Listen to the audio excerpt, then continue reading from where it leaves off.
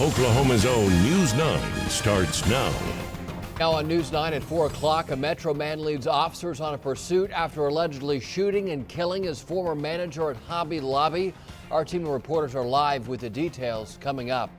And Jed is tracking a chance of storms today. He has a timeline and what to expect in his full forecast. Jed will check back in soon. Hey, we are expecting more information on the Wednesday deadly shooting inside a southwest Oklahoma City Hobby Lobby warehouse. News 9's Addie Crawford is live in southwest OKC to start our team coverage. Addie?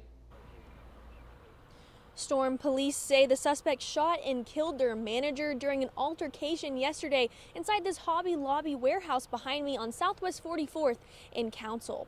Officers poured into the Hobby Lobby distribution center around 5 o'clock yesterday evening. Jim Gardner and Bob Mills, Sky News 9 was on top of the scene as first responders cleared the building. OCPD telling News 9 homicide investigators are still putting together what caused the employee to pull out the gun. They learned initially on the scene was that we had an employee come in to speak to a manager. An altercation began. It got heated. The employee produced a weapon of some type and shot the manager at least one time, and that manager is now deceased. Police say both the victim and suspect are males. We're expecting to learn more about both later today. In Oklahoma City, Addie Crawford, Oklahoma's own News 9. Addie, thank you. Investigators say the suspect in that shooting eventually fled north. News 9's Natalie Cruz picks up the story from there, continuing our team coverage. Storm, good morning. Well, we do know that this is an OCPD case. Other law enforcement also got involved, including the Oklahoma Highway Patrol around 7:15 p.m. That's last night. Now, that's when investigators say they picked up the suspect on I-35 driving a red Dodge Challenger. Law enforcement tells News 9 that the suspect eventually crossed into Guthrie, heading west before crashing just over the Kingfisher County line. Troopers, deputies, and others then swarmed the scene. Trooper Eric Foster says law enforcement then carefully plotted how they take the suspect into custody. When someone has already shown a violent tendencies to take someone's life, we know that there's a possibility that they would harm law enforcement officers.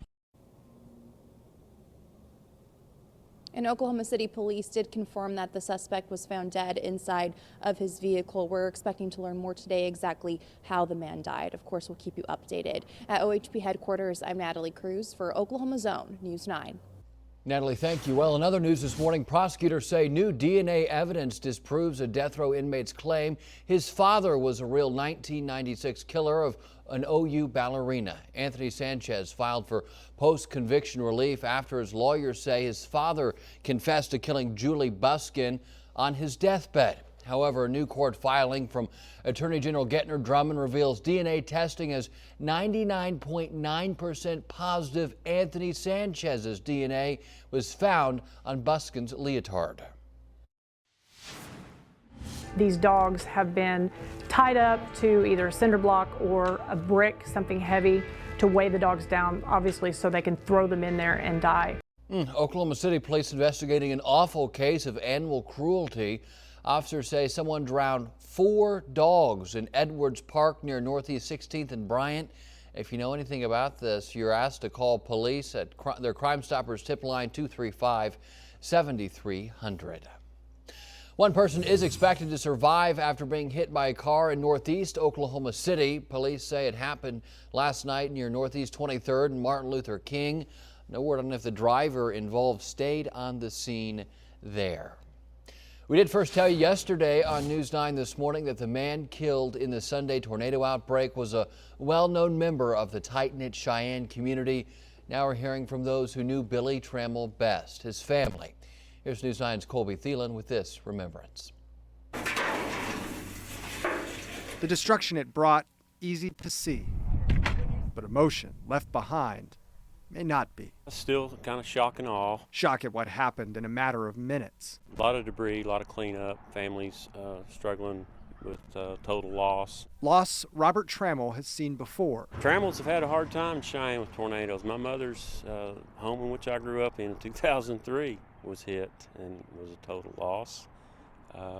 Here we are 20 years later. 20 years later, loss of a different kind. It's always tough to lose a loved one. His loved one, his cousin Billy, whose home sat in the 7-mile path of the 500-yard wide twister. Took a turn to the east and took his home, and he was in it. And unfortunately, found him in the pasture deceased. He left behind a mother, a brother, and a cousin who clings to memories. Riding horses and motorcycles and running wild on the river, western Oklahoma style.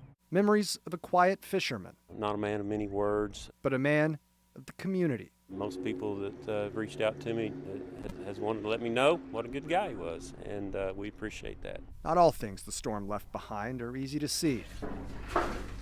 But for Robert, there's hope in what community can bring. We'll get through this one step at a time and one day at a time. Colby Thielen, Oklahoma's Own, News 9.